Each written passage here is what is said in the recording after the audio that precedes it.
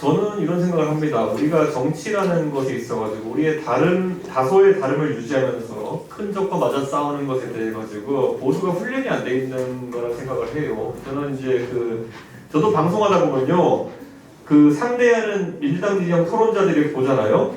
정의당, 그 다음에 뭐 친노, 비노, 그리고 뭐 하다못해 이재명 빠 이런 사람들 평소에는 자기들끼리 다름을 많이 얘기하다가도 저를 만나면은 한 팀이 돼가지고 저랑 싸웁니다. 근데 그게 이제 그들이 다름을 유지하면서 공통의 적과 싸우는 법을 알기 때문에 그렇게 하는 거라서 보거든요. 근데 보수 진영 내에서는 우리끼리 이렇게 공간이 비좁아가지고 서로 경쟁해야 되는 것을 최근에 처음 겪어본 것 같아요. 탄핵 이후로. 그러다 보니까 서로 이제 뭐 유튜브 채널들끼리 자기들 공격하고 이런 일도 생기고 굉장히 이런 부정한 모습 보이는 것 같은데, 저는 이런 생각합니다. 지금까지 오늘 제가 이렇게 많은 말씀 드렸지만은 저는요, 제가 상계동에 돌아가면요, 제가 동네 지역위원장으로서 다음 선거에 제 당선을 바라면서 가장 고민하고 있는 최근의 문제는 뭐냐면요, 보수의 지지층의 저변이 더 늘어날 곳이 어디냐라는 걸 이제 고민하거든요. 그럼 최근에 본 건 20대, 30대예요. 20대, 30대 젊은 사람들이 아까 제가 말씀드렸던 경쟁이라는 가치에 다시 눈을 쓰고 공정함이라는 것에 눈을 뜨기 시작하면서 보수 쪽에 관심을 가지고 있거든요. 그래서 제가 이제 저희 당원들도 나이 있으신 분들도 있고 전통적인 당원들이 있고, 제가 이제 그렇게 새로 모아간 20대, 30대 당원들이 있고 가가지고 당원들끼리 회의를 하고 또 이제 술 한잔이나 하러 가잖아요. 문재인이 싫은 것까지는 일치하는데 그 다음부터 너무 달라요. 너무 달라요. 60대 이상 같은 경우에는 아까 말했던 그 산업화에 대한 자부심도 있겠지만은 결국에는 박정희주의에서 벗어나지 못한 분들이 굉장히 많아요. 개인의 자유가 우선이냐 아니면은 국가의 발전이 우선이냐, 국가주의적인 행세를 보이기도 하고요. 그러다 보니까 때로는 문재인을 이해하는 모습도 보여요. 예. 뭐 나라가 일하는데 그럴 수도 있지 뭐 이런 거 있잖아요. 그런데 젊은 세대 같은 경우, 20대, 30대 같은 경우에는 거꾸로 국가의 지도자가 자기를 잘 살게 해줬다는 경험도 없고요. 왜냐하면 90년대생 같은 경우는 태어났을 때부터 밥은 다 먹고 살았으니까요. 그리고 민주화라는 것도 자기한테 태어났을 때부터 주어진 것이었어요. 당연한 것으로. 이 사람들은 어디도 고마움을 느끼지 않기 때문에 자신들이 고등교육을 받은 대로 자유의 가치를 순수하게 얘기하고 오히려 이런 세대들이 있거든요. 20대, 30대 같은 경우에. 근데 이게 충돌이 심합니다. 그래서 저는 이게 제가 볼링으로 가끔 비교를 하는데, 볼링에서 가장 힘든 상태가 뭐냐면 공을 처음 굴려가지고 왼쪽에 한 핀, 오른쪽에 두 핀 남았을 때예요. 이게 스페어 처리하기 너무 힘들잖아요. 스플릿이라고 우리가 얘기하는데. 그런데 앞으로 보수는 모든 선거에서 그런 스플릿 선거를 경험하게 될 겁니다. 지금 20대, 30대의 개인주의적이고 자유주의 성향을 띠는 이 유권자들은 지금은 핀이 하나입니다. 근데 여기가 끝없이 늘어날 거예요. 앞으로 쭉 밀려 올라오면서. 지금 60대 이상의 전통적 보수층 같은 경우에는 여기 핀이 한 두세 개 있어요. 근데 이 핀은 갈수록 이제 줄어들 겁니다. 그렇다면 우리가 이 밸런스를 맞춰야 되는 것인데, 저는 국민의힘이라는 플랫폼이 제가 지금도 속해 있지만은 가장 안타까운 것은 그 스플릿난 왼쪽에 젊은 그 핀들을 담을 전혀 대안적 그런 어떤 주체가 되지 못합니다. 저는 그래서 만약에 지금 보수에서 대안주의적 보수 운동을 하시는 분들이 있다고 한다면은 이 오른쪽 핀들이 덩어리가 커 보이기 때문에 이쪽을 놓고 항상 경쟁하려고 하세요. 부정선거 담론도 그렇고. 그래서 저는 이쪽은 오히려 걱정을 안 하고 20대, 30대의 그 개인주의적이고 자유주의적이면서도 어쩌면 한 번도 그 정치 세력화되지 않은 그 모멘텀을 보수가 잡는 순간 저는 이 둘이 합쳐서 덩어리가 굉장히 커진다 이렇게 보는 거거든요. 저는 그래서 이쪽에 이제 비중을 더 줘야 되고, 그러다 보니까 아까 뭐 교수님도 얘기하셨지만은 아까 말했잖아요. 이 사람들은 민주화에 대해서도 태어날 때부터 주어졌었고요. 산업화에 대해서 태어날 때부터 주어졌었고요. 북한도 태어났을 때부터 쟤는 쩔이에요. 그러니까 전혀 이 메시지가 안 먹혀요. 그러니까 북한은 희화화의 대상이에요. 왜 뚱땡이가 틈차는 그냥 희화화에 그냥 동화 속에 나오는 뚱땡이 나라 뭐 이런 거 비슷한 거예요. 근데 거기에 대해서 이네 적화될 수 있다 이러면은 대화가 안 되거든요. 지금 보면은. 그러니까 저는 거기에 대해서는 오히려 명징하게, 우리가 굉장히 쟁점을 만들 수 있는 것들이 많아요. 저도 이번 선거 앞두고 그걸 한번 해보려고 했던 것이, 자, 지금 오히려 보수로 진보도 막론하고 나이 드신 분들 같은 경우에는 방역이나 이런 관점에 대해서도 야, 그 마스크 쓰고 다니면 써야지, 나라에서 쓰라는데 써야지 이렇게 얘기하잖아요. 근데 오히려 젊은 세대 같은 경우에는 합리적으로 반문을 해요. 그래 쓰는 건 좋다. 근데 왜 PC방은 안 되고 카페는 되냐? 이런 얘기를 하기도 하고. 자, 그러면 지하철 같은 경우에는 매일 한 칸에 100명, 200명씩 타고 다니는데 이거는 진짜 안전한 거 맞냐? 니네가 사회 혼란을 우려해가지고 여기에 대해서 제대로 얘기 안 하는 거 아니냐? 오히려 이런 것도 던져야 되는데 오히려 지금 보수 중에서도 자유를 얘기하면서도 이런 걸 무편적으로 수용하는 세대가 나이든 세대가 있다는 거죠. 그러니까 저는 이런 것들을 근데 여기에 국민의힘은 메시지를 이쪽에 맞출 수밖에 없는 구조적 한계가 있어요. 아까 말했듯이 팔로워십이 강한 사람들이 그 당을 지금 주도하고 있기 때문에 저는 그러면은 이 젊은 세대를 이끌 수 있는 리더십 있는 주자들이 이 담론을 확실하게 이끌어야 된다 이런 생각을 좀 합니다. 그래서 그걸 좀 대안운동 하시는 분들이 많이 고민하셨으면 좋겠다 이런 생각합니다. 저는 예를 들어 예전에 임영택 교수님이랑 제가 이제 강적들 방송 이제 나갔을 때 처음 뵀던 것 같은데 사실 뭐 경제적 관점에 있어가지고 결국에는 이거는 오히려 다름이라기보다는 스펙트럼이 어느 정도 위치에 가 있느냐 이거라 봅니다. 그래서 저는 이런 생각을 해요. 저는 뭐 많은 관점에서 또 일치하겠지만은 저는 복지에 대해 가지고는 오히려 보수가 굉장히 확장된 자세를 취해야 된다는 생각을 해요. 근데 복지라 하면 그 예전에 처칠이 이제 영국에서 그 처칠이 이제 보수주의자로 이제 수상을 했잖아요. 그런데 오히려 그 전쟁 통해 이제 결국에는 대서양 헌장이라는 걸 발표합니다. 그 대서양 헌장이라는 걸 통해 가지고 아틀란틱 챕터라고 하는 걸 통해 가지고 전사회 복구나 이런 거 있어 가지고 그 전까지는 복지라는 단어를 웰페어라는 영어 단어를 표현해요. 웰페어. 그런데 처음으로 어떤 단어가 등장을 하면은 소셜 시큐리티라는 단어가 등장합니다. 사회 안보라는 개념도 등장하거든요. 그러다 보니까 사회 안보의 측면에서 국가가 해야 되려면 해야 된다는 관점을 이제 그때 처칠이 영국 보수당에 편입시킨 건데 저는 그 정도 관점까지를 지금의 새누리당 또는 이 국민의힘이 갖고 있어야 된다. 그래서 박근혜 대통령이 한 그 지점 정도까지 저는 제가 박근혜 퀴즈 소리 들어서 그런 게 아니라 박근혜 대통령이 했던 딱 그 정도의 사회 보장 선까지는 국가가 해야 된다. 예를 들어 노인 빈곤에 대한 대처를 위해 가지고 기초연금을 도입한 것이라든지 아니면 대학 등록금 제도 같은 경우에도 보면은 아까 반값 등록금 얘기했는데 국가 장학금 제도라는 걸 도입해 가지고 차등 등록금 제도를 했던 것들 뭐 이런 최소한의 복지는 해야 된다 이렇게 생각하는 것이고 그 관점에 있어가지고 저는 어쩌면 정규재 선생님과는 참 많은 생각 차이가 있을지 모르겠어요. 정규재 선생님은 예전에 말씀하신 거 보면은 어떤 종류의 복지도 사람을 나태할 수 있는 근거가 된다는 취지로 이제 말씀하신 적이 있었는데 저는 그 생각이 이해가면서도 저는 정책을 편다면 그것보다는 조금 더 비중을 복지 쪽에 두고 싶은 게 사실입니다. 그거는 그 정도의 차이가 이제 존재할 뿐이고요. 저는 다만 이제 표현의 자유에 있어가지고 어쩌면은 무한의 자유를 원하는 점에 있어서는 정규재 선생님보다 좀 더 자유에 가까운 선택을 할 것이다 이런 생각을 하고요. 왜냐하면 정규재 선생님은 그 표현에 있어가지고 절제를 얘기하신 적이 있거든요. 저는 표현에 있어가지고는 무제한의 자유가 허용되어야 된다라는 생각을 하고요. 그 안에서 저는 어느 정도 생각까지 하냐면은 미래 사회의 저작권법이라는 것 자체는 아예 사라질지도 모른다는 생각까지 해요. 그러니까 이 우리가 가진 가치 중에서 그 무형의 가치 중에 특히 저작권이나 아니면 저작에 해당하는 것들이라는 거는 이미 젊은 세대 같은 경우에는 재배포, 재사용하는 크리에이티브 커먼 라이선스라는 걸 통해 가지고 자유롭게 본인의 저작물을 활용하게 하는 그게 나무위키가 그런 문화잖아요. 보면은 내가 발명한 바퀴를 다른 사람이 발명하는데 시간 쓰지 않게 하고 그 바퀴에다 부가가치를 얻을 수 있게 하는 것을 가장 효율적인 이제 가치 재생산의 수단으로 보는 것이거든요. 그러다 보니까 저는 이번에 그렇지 이렇게 말씀드릴게요. 저는 그 이번에 제가 미래통합당의 최고위원으로 있으면서요 공약을 우리가 처음에 정하려고 총선 때 그런 얘기를 했어요. 보면은 지금 보면은 젊은 세대들 같은 경우에 그 문화산업이나 이런 거 진출하고 싶어하는 친구들이 굉장히 많은데 제가 유튜버들을 한번 만나봤어요. 그 일본의 유튜버들을 만나가지고 간담회를 해봤는데 이 친구들이 미래통합당이 니네 뭐 해줄까 이랬더니 뭐 해줄 줄 아세요?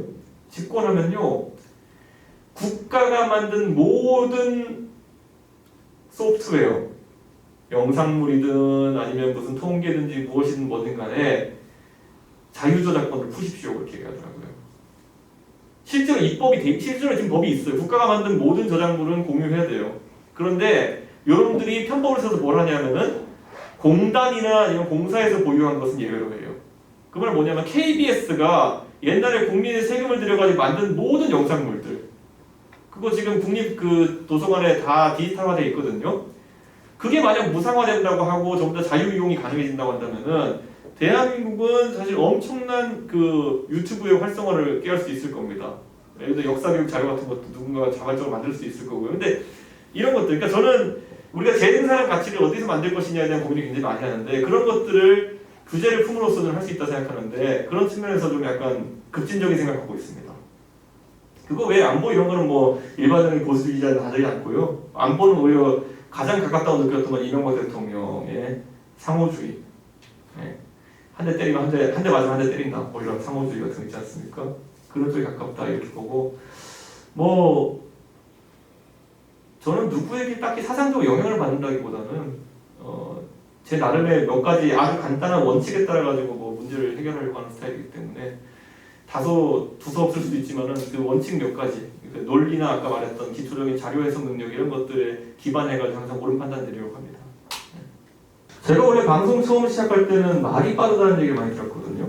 그래서 못 알아듣겠다 이런 얘기를 하면서 전달력이라는 얘기를 많이 들었었는데 그게 있습니다. 이제 우리가 아까 정치인이 가질 많은 자질 중에서 자료 해석 능력이라든지 논리적 판단 능력에는 여러 가지 있겠지만은 아까 제가 스피커 크기로 표현했지만은 결국에는 전달력이라든지 아니면 소구력이라는 것이 굉장히 중요하거든요. 저는 이 부분에 있어가지고 초기에 문제가 있다는 지적들을 받았었기 때문에 그 부분을 많이 개선하려고 노력을 합니다.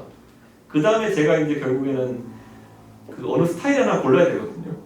그러니까 결국은 그 소위 말하는 진보 진영이라고 하는 데서 그쪽으로 좀 잘한다고 소리 났던 사람들 보면은 뭐 예를 들어 노회찬 의원이라든지 아니면 뭐 진중권 씨도 그런 평가를 들었는데 유시민도 그런 평가를 들었을 때가 있었고 그런데 예를 들어 노회찬 의원은 저도 개인적으로 알고 지냈지만은 그분이 아까 말했던 논리력이나 아니면 자료 해석 능력이 뛰어난 편은 아니었습니다. 그 이념적으로도 그렇게 공부가 잘 된 분은 아니었고요. 하지만 그분이 강점을 가졌던 거는 그 소구력이었거든요. 그 특유의 뭐 비유 능력이라는 건지 이런 것도 있고 기술적인 측면. 저는 그런 걸 흡수하려고 노력을 많이 했던 상황이고요. 진중권, 유시민 이런 사람들 같은 경우에는 사실상 형식 논리에 강한 사람들인데 이 사람들은 또 반대로 그 나름의 어쨌든 강점 영역이 있는 것이고 저는 그 생각을 합니다. 결국에는 우리가 그 무사가 될 것이냐 아니면 장수가 될 것이냐를 골라야 되는 지점도 있거든요. 무사는 칼싸움 잘하는 사람이고요. 장수는 전쟁을 이기는 사람이다 이렇게 얘기하는데 저는 지금까지 제가 이제 그 소위 방송 나오고 이러면서 무사의 역할을 많이 해왔던 게 사실입니다.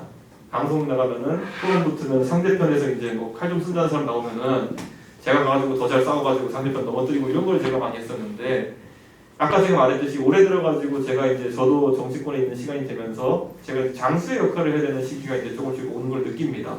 그렇기 때문에 저는 아직까지 제가 그 장수의 역할을 하는 영역에 있어가지고는 부족한 점이 아주 많다 이런 생각을 하고 좀 배우고 있습니다. 저는 그 개별 사건에 대해 가지고는 뭐 박원순, 노회찬, 노무현 이런 분들에 대해서 제가 들은 바가 없지만은 이거는 뭐 이미 보도된 거니까 제가 말씀드릴 수 있을 것 같은데 옛날에 MB 정권 때 그 경제 관련해서 분석을 올리던 미네르바라는 사람이 있잖아요. 그 사람이 문제된 다음에 나중에 그 사람이 원래 이명박 정부에 반대하다가 그렇게 잡혀갔던 사람인데 나중에 학을 떼가지고 진보 쪽에 학을 떼가지고 인터뷰한 게 있어요. 그게 뭐냐면 자기 감옥에 있을 때 갑자기 웬 젊은 남자들이 2명인가 찾아왔다는 거예요. 그래가지고 당신이 죽어가지고 열사가 되어주면은 우리가 당신을 뭐 가족들 잘 챙기겠다던가 뭐 그런 얘기를 해가지고 자기는 이런 미친놈들이 있나 하고 이렇게 생각했다는데 실제로 그런 사람들이 있는 건 그러니까 그렇게 증명이 된 거잖아요. 우리 공동체를 위해서 당신이 죽어줘야겠다라고 말하는 사람들이 있다는 거잖아요. 그래서 저는 그런 비이성적인 사람들이 있다는 것까지 제가 이제 증언을 본 거니까 저는 이해할 것 같고 다만 이제 아까 말했던 개별 사건들이 어떻게 되는지 잘 모르겠고요. 저는 뭐 그 아까 첫 번째 질문이 뭐였죠? 첫 번째? 복지에 대해 가지고 이런 거예요. 그러니까 저는 아까 제가 경쟁을 좀 중시한다 이렇게 말씀드렸잖아요. 그러려면은 경쟁의 출발선이라는 것이 어디까지냐에 대해 가지고까지는 맞춰줘야 된다. 그러니까 저는 아까 제가 대학 교육에 대해서 박근혜 정부에서 차등록금제인 국가장학금을 한 것까지는 제가 해줘야 된다 생각했던 게 뭐냐면은 그거 거꾸로 현대 사회에서 출발선이 거기라고 제가 이제 인식을 하기 때문이에요. 보면은 왜냐하면은 그 전까지 한 20년 전이었다면은 대학 교육까지가 출발선이라 인식되지 않았겠죠. 지금은 현실적으로는 대학이 출발선이라 생각했기 때문에 거기까지 국가가 케어해주는 것까지 동의한다라는 생각이고 이런 거예요. 저는 이게 이제 이것도 수학적인 차이가 있을지 모르겠지만은 저는 사람들의 역량이 다 다르다라는 걸 인정하는 것이 옳으냐 아니면 사람은 다르지 않다 라고 보는 것이 옳으냐에서 뭐 페미니즘 논쟁 시작해서 다르게 생길 텐데 저는 사람 간의 다소 간의 능력의 차이라는 건 있다고 생각해요. 그러니까 그 내재적인 어떤 능력의 차이는 그리고 예를 들어 성별에 따른 능력의 차이도 좀 있다고 생각해요. 어느 정도.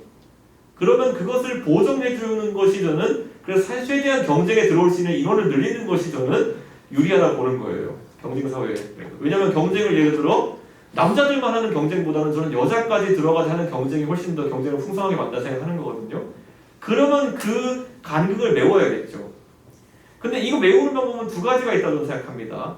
어떻게 복지라든지 재정을 투입해서 메꾸는 방법도 있겠지만은 저는 우선 최우선적으로 들어가야 될 부분은 그 사회 진보에 따른 기술의 발전에 따라서 좁혀지는 격차가 더 크다고 봅니다. 저는 기본적으로 그것에 해당하는 것들 예를 들어 이런 게 있어요.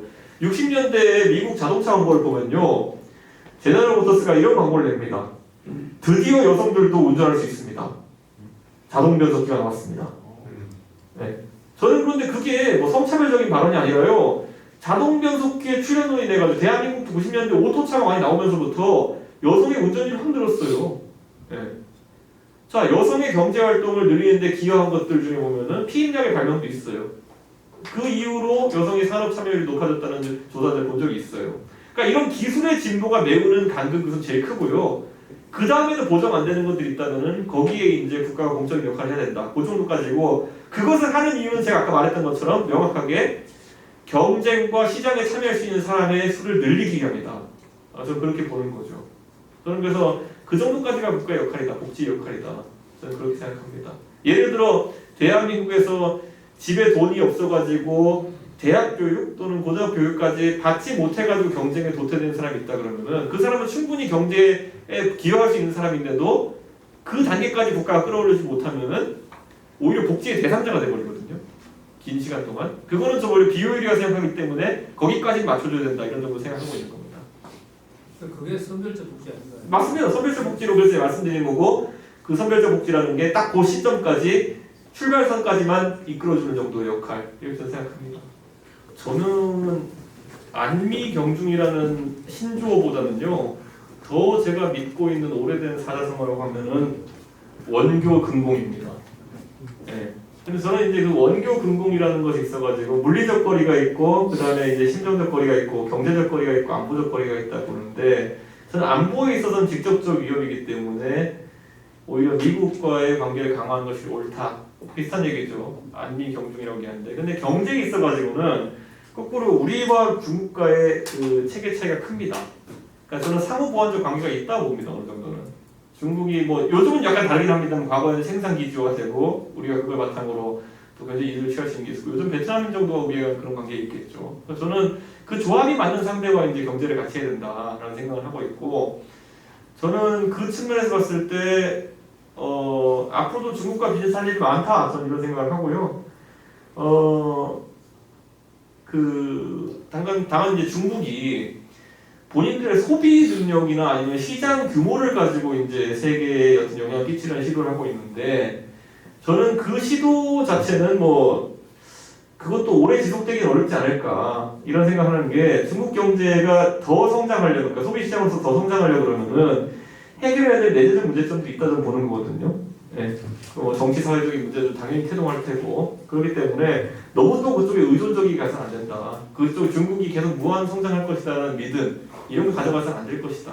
저는 그런 생각을 하고 오히려 아까 말했던 이제 상호 보완적으로 결합할 수 있는 뭐 저는 베트남 같은 시장은 앞으로 굉장히 무궁무진할 것이다. 인구가 1억 명이 넘고 아직까지 소득 수준이 낮고 뭐 정치도 상당히 안정돼 있고 이렇기 때문에 지난 중국이 한 20년 동안 했던 역할을 앞으로 한 20년 동안 해주지 않을까 이런 기대 좀 하고 있습니다. 근데 뭐 중국을 배척한다? 저는 가능하지 않을 것이다 보고요.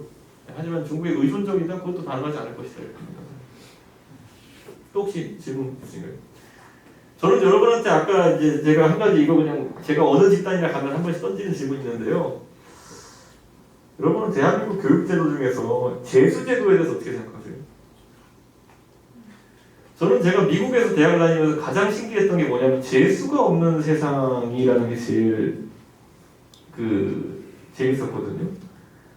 근데 생각해보면은 그래서 제가 미국에 있는 친구들한테 재수라는 제도를 설명해주면 그게 놀라요. 예. 왜냐면 그 친구가 저한테 딱 한마디로 얘기하셨거든요. 재수가 약간 다람쥐 쳇바퀴 같은 거 아니냐. 이런 얘기를 해요. 왜 그렇지? 이렇게 했더니 얘기하더라고요. 자, 어떤 대학에 100명이 원래 정원이라고 생각해보세요. 근데 예를 들어 70명이 예를 들어 처음 시험 본 사람이 붙고 30%가 이제 재수한 사람이 붙는다 해보세요. 그러면 올해 시험 본 사람이 100명이었다 치면 70명만 붙고 30명은 다음 해로 밀려나는 거잖아요. 그럼 또 이 다음에 30명 본 사람이 또 다음에 그 대학을 가면은 또 70명이 붙게 되고 그럼 또 이 100명 중에 또 30명이 뒤로 밀려나잖아요. 약간 쳇바퀴 같이 계속 이제 30명만 계속 뒤로 밀려나는 그런 체인이 완성되는 거거든요. 그런데도 우리는 과거에 이제 그 서울대 가느냐 연대 가느냐 연대 가느냐 고대 가느냐 이 한 서열 차이에 따라서 삶이 많이 바뀐다 생각해가지고 이 제도를 유지하고 있는 거잖아요. 저는 이런 것들도 저는 아마 모여 있으면 그 정치하는 사람들끼리는 재밌는 주제로 다루긴 하거든요. 저는 보수가 이런 고민들을 좀 먼저 해봤으면 좋겠습니다. 왜냐하면 우리 사회에 발생하는 수많은 비효율 중에서 우리가 관습적으로 60년, 70년 동안 받아온 것들이 있는데 그런 것들에 대해 가지고 보수가 먼저 아젠다를 제시하고 개혁적인 얘기를 할 때 사람들이 좀 관심을 가질 수 있지 않을까 이런 생각을 하거든요.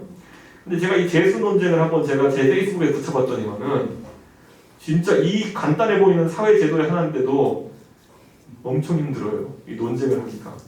왜냐? 여기도 몇 분 계실지 모르겠지만 대한민국에서 본인이 재수로 대학 간 분들은요. 본인이 재수 혜택을 받다 생각해요. 그 재수 제도에 대한 공격 자체를 받아들이지 못해요. 본인이 이미 대학 갔는데도.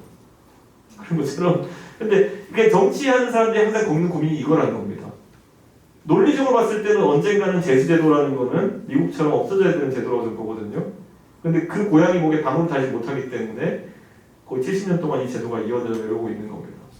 오히려 미국같이 이제 가다 보면 미국은 어떻게 그걸 풀어냈냐면요. 자, 예를 들어 재수제도를 제가 이렇게 얘기하잖아요. 그러면 이런 얘기가 나와요 항상. 아니 인생이 시험 한 방에 결정되는 건 너무 심하지 않느냐. 어? 시험 당일날 설사가 나면 어떡하느냐 이런 얘기 하거든요.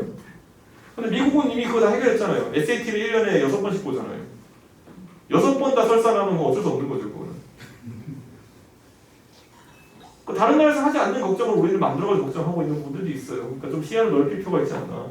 아까 손 드셨는데. 아니 그 말씀하셨네요. 네. 그 재수를 안 하는 체계가 돼 있는 거죠. 그래서 저는 이제 우리나라도 예를 들어 예전에 90 몇 년도인가요? 수능을 한번 1년에 2번 본 적이 있었잖아요. 그래서 저는 94년이죠. 저는 다음 대선에 만약 대통령 후보가 나왔을 때 저는 보수 진영에서 조금 더 이제 교육 문제에 대해 고찰을 본 사람이라고 한다면은 수능을 1년에 2번, 3번 보자 정도의 정책 나올 수 있다. 저는 그런 생각하고 사실 좀 여러 아이디어들이 좀 나왔으면 좋겠다는 생각이에요. 지금같이 아까 말했던 것처럼 너무 좁은 전장에서 붙지 않았으면 좋겠다. 예를 들어 뭐 경쟁 교육관이니 뭐 이거 해가지고 이렇게 붙는 거는 일반 사람들한테 와닿지도 않고 속을 별로 없는 것 같아가지고 그런 고민만. 그래서 그 얼리 액션이나 얼리 디시전이 우리나라에 들어와서 정착을 네. 바르게 한 게 아니잖아요. 맞습니다, 맞습니다. 그러니까 항상 우리는 제대로 가져온 왜곡해서 비튼단 말이에요. 그러니까 그거를 제대로 정착하고 뿌리를 내릴 수 있게 해야 되면 안 되고 미국의 재수제도가 없는 거는 미국 고등학교는 졸업장을 받아도 졸업을 안 시키고 1년을 더 머무르는 그렇죠. 제도도 있잖아요. 그 부모가 원한다든지 학교에서 봤을 때 그 학생을 졸업시키고 사회에 절대로 배출할 수 없다는 뭔가 기준을 가지고 걔네들을 학교에서 학점 같은 거 아무것도 없이 그냥 1년을 더 머무르게 한다고요. 저는 정확한 말씀이고 그래서 저는 저같이 이제 교육에 대해 가지고 저는 제 책에도 썼지만 뭐라고 했냐면은 대학 교육에 어쨌든 더 기능을 강화하기 전에 초중고등학교에 대해 가지고는 저는 기초 학력을 어느 정도 달성해야지만 졸업장을 주는 제도라든지 유급제 같은 것들도 고려해봐야 되는 시대가 올 수도 있다. 그러니까 유급제에 수반되는 게 뭐냐면 월반이거든요. 그렇죠. 빨리 나갔으면 월반을 할 수 있게 하고 그렇게 하는 게 오히려 맞지 않느냐라는 생각도 하고 있습니다. 저는 그래서 철저하게 동의하고요. 그러니까 교육제도라는 거 저런 것에 안철수라는 사람에 대해 가지고 제가 안철수의 모든 걸 싫어합니다. 제가 진짜 이렇게 싫어할 수가 없어요. 안철수에 대해서 저랑 선거 때 경쟁도 해봤고 모든 걸 싫어하는데 그 사람이 한 얘기 중에 딱 하나 제가 이제 동의할 수 있었던 건 뭐냐면 학제 개편에 대한 부분입니다. 예를 들면 633의 학제를 개편해가지고 1을 줄여보자라고 하는 안철수의 그 문제인식에 동의할 수 있고요. 그리고 선택과목제를 전면적으로 확대하자라는 얘기를 하고요. 자, 우리가 이렇게 모여있으면은 그 논의들을 그냥 서로 한 마디씩 던져가면서 좀 풍성하게 했으면 좋겠다는 생각했던 게 이런 거예요. 저는 선택과목제를 하자는 누군가의 얘기를 듣고 저는 공감을 했어요. 선택과목제를 강화하자. 자, 그럼 선택과목제를 하려면 기본적인 조건이 뭐냐면요. 한 학년의 학생 수가 최소한 400명은 돼야 돼요. 그래야 선택할 과목들이 있죠. 수학을 레벨에 맞게 선택, 뭐 손해 갔더니만 한 학년이 50명인데 거기서 무슨 선택 과목제를 합니까?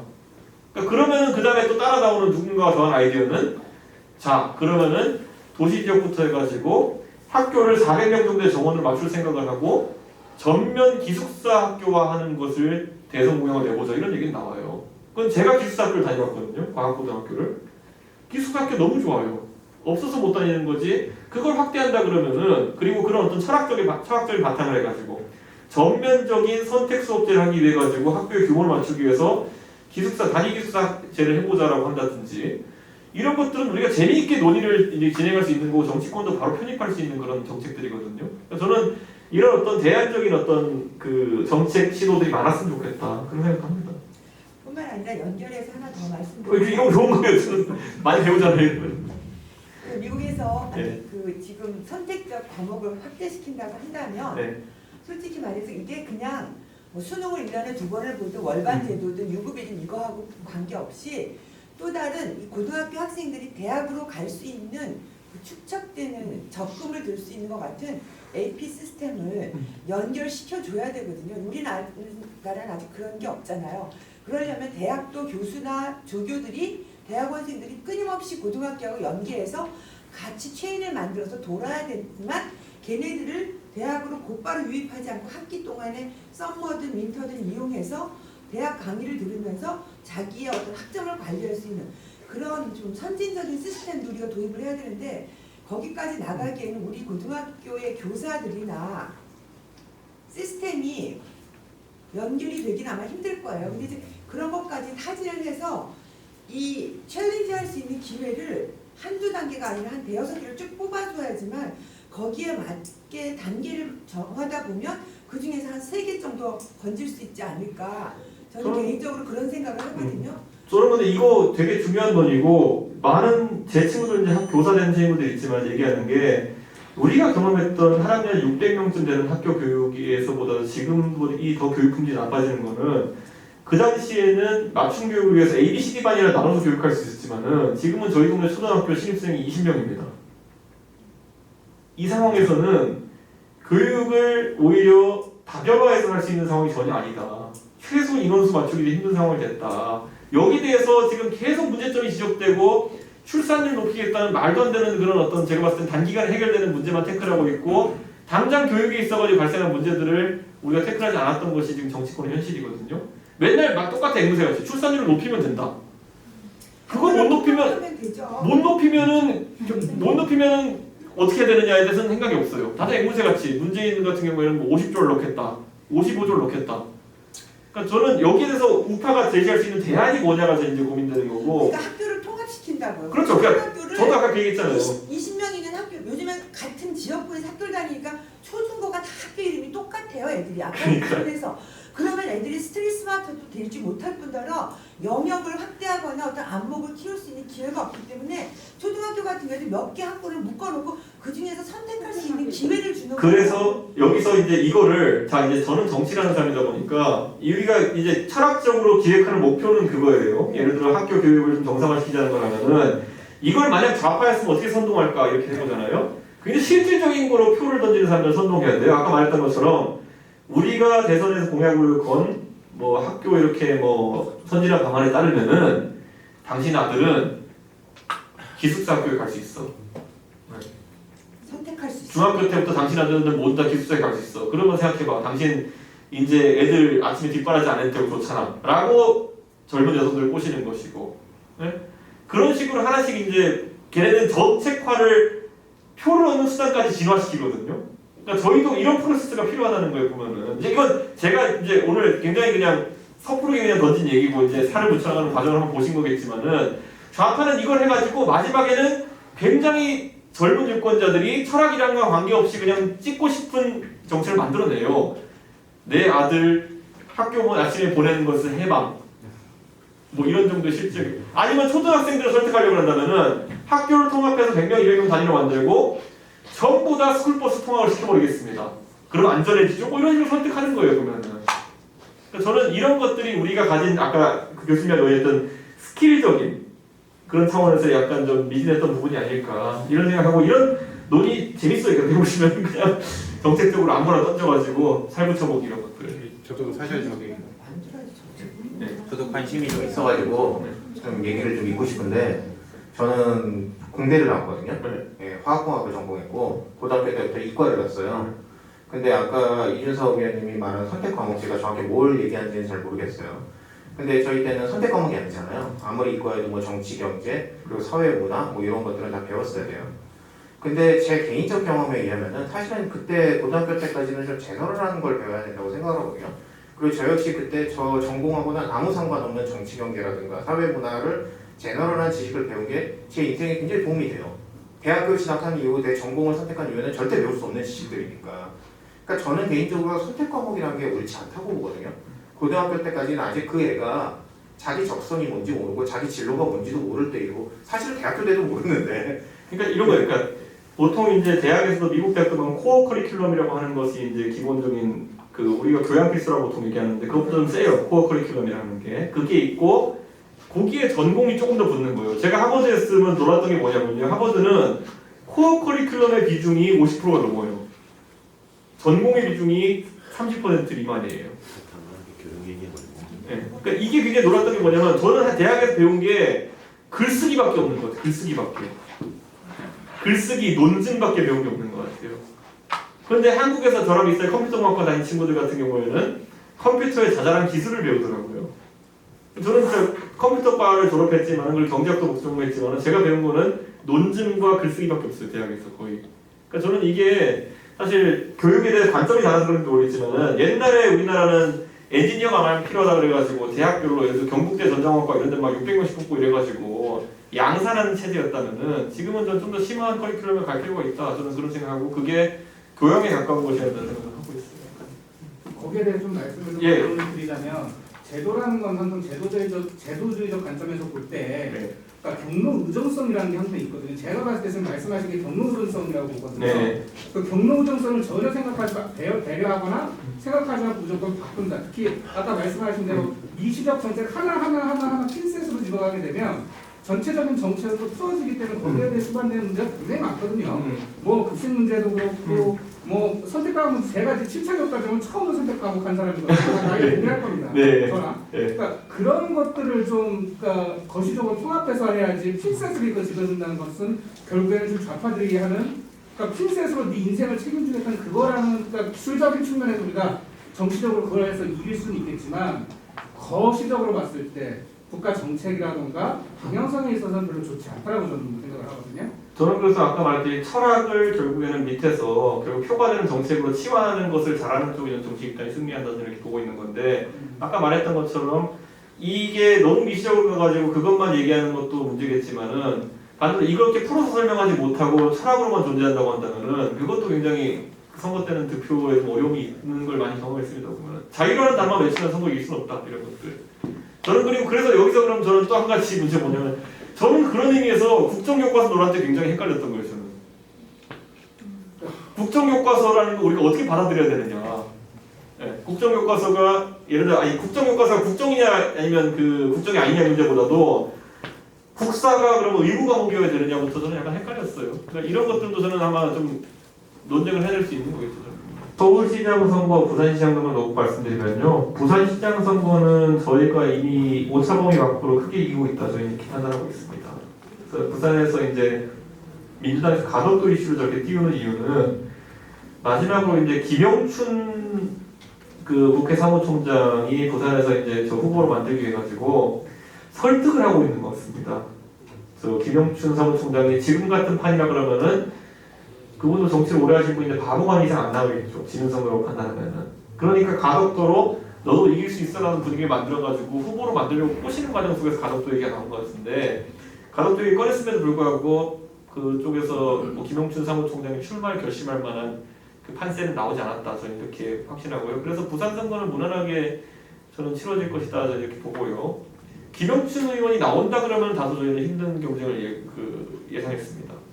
그런데 이제 김영춘 의원이 안 나온다면은 상당히 편한 선거가 될 것이고 서울은 이제 약간 보시면요. 서울은 이런 문제가 있는 게 누구 이전의 급수 문제입니다. 급수가 그 급수라고 한다면은 예를 들어 저희가 차를 살 때 보면 3천만 원이 있다 그러면은 이게 그 소나타 풀옵션을 살지 그랜드 깡통을 살지 고민하잖아요. 약간 그런 거랑 비슷한 겁니다. 우리 중진 의원급 중에 예를 들어 보면 3, 4선 의원하신 분들 중에서 뭐 나경원, 이혜원 뭐 이런 거 이렇게 나오는 분들이 있는데 이분들은 제가 봤을 때는 뭐 그분들 비하하자는 게 아니라 제 생각에 풀옵션 소나타 같은 느낌이고요. 다만 이제 판세가 그 대선주자급들이 출동하는 모양새로 된다. 그러면 그분들이 대선주자로서의 얼마나 영향력이 있는가와 별개로 이미 그냥 국민들한테 대선주자급으로 인식돼 있는 분이 나가 선거가 되게 되면은 그 급에서 나가야 됩니다. 근데 지금 흘러가는 판세를 보면은 원래 민주당에서도 보면 이번 판은 소나타급에서 나온 선거다 생각해가지고 원래 나오던 이름이 3박이었어요. 박영선, 박주민, 박용진이었거든요. 그런데 최근에 그들도 자체 조사를 돌려보고 저희도 자체 조사 돌려봤을 때는 소나타급의 경쟁에서는 저희가 무조건 이기는 그런 판세로 나오고 있습니다. 소나타급으로 붙으면은 예를 들어 저쪽에 박영선 후보가 나온다 이랬을 때 저희가 상당히 유리한 걸로 지금 보고 있거든요. 그렇기 때문에 저쪽이 그럼 판을 바꿔야 될 필요성이 생겼습니다. 그래가지고 그랜저급을 올리자라고 했을 때 저쪽에 나올 수 있는 후보가 누구냐면 정세균 그 총리거든요. 그래서 요즘 보시면 아마 그 지하철 타시는 분들은 굉장히 좀 희한한 모습을 보셨을 텐데 지하철 2호선 타면 요즘 10개 역에서 정세균 총리가 그 안내방송을 합니다. 내용도 시덥잖아요. 무슨 뭐 숟가락 씻어 드세요랑 뭐지? 그 음식은 덜어 드세요랑 마스크는 꼭 쓰세요. 이거 세 개를 괜히 총리가 나와서 얘기합니다. 지하철에서. 그러니까 이거는 저는 만약 선거에 나온다면 크게 문제가 될 수 있는 사안이라고 이기제기할 텐데 지금 시점에 그런 시덥잖은 얘기하려고 왜 2호선에다 총리 목소리를 틀고 있는지 약간 의문입니다. 그래서 그게 서울 시민에게 정세균 총리를 알리기 위한 전조 작업이 아니냐고 저는 의심하고 있고요. 그랬을 때 그쪽에서 만약에 그 정세균 총리가 나온다면은 저희도 대선주자급이 나가야 된다는 인식 정도를 하고 있고 그래서 가장 유력하게 검토되는 게 지금 오세훈 시장이 검토되고 있는 건 사실입니다. 근데 저희가 이제 그 자치 조사나 이런 걸 봤을 때 오세훈 시장이 뭐 여기서 개인적으로 호불호가 있으신 분도 있겠지만은 우리가 가진 후보 중에 지금 가장 강한 후보 중에 하나입니다. 대선은 발굴하는 뭐 후보는 없나요? 예? 발굴하는 후보는 없어요? 발굴의 의미가 어떤지 모르겠지만 서울시장 선거는 저는 인지도가 어느 정도 이상 되지 못하는 참여 못하는 선거다. 저는 약간 이렇게 보고 있거든요. 그 되게 놀라운 게요. 최근에 여기 이제 정치에 좀 관심이 있으신 시민들이야 금태섭 하면 누군지 알잖아요. 근데 금태섭 의원 하면 보통 젊은 사람들 20대 이런 사람 같은 경우는 금시도 있어요. 뭐 이렇게 나왔다고 합니다. 네.